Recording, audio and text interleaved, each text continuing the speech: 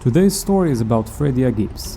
When Fredia was young, she was bullied for her looks. At school, kids would mock her for being much taller than them and for being very thin. She was suffering from bullying to the point where she didn't feel like going to school anymore.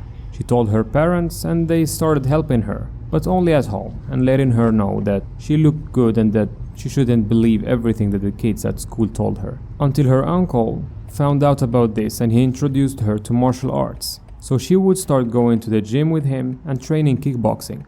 She started going to the gym and training only because of the bullying, but martial arts became a big part of her life. She continued training and she took martial arts more seriously as she grew up. She became a champion in kickboxing. In fact, she was the first African American woman to be a kickboxing world champion. Some years later, as she was in the United States, she was invited by a friend to a party. She went to that party and spent some time with her friends that evening.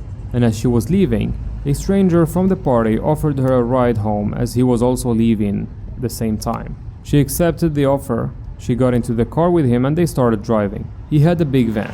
Everything seemed normal until he stopped and parked the car in a dark street. She quickly understood the danger she was in and she tried to open the door and leave, but the door handles were missing. She jumped into the back of the van where she could stand and defend herself. And that's when her kickboxing skills were very useful. It took her a couple of seconds to drop the man to the floor and take away the car keys from him. He was resisting, so she did some more kickboxing on him until she left him unconscious, and only then she ran away.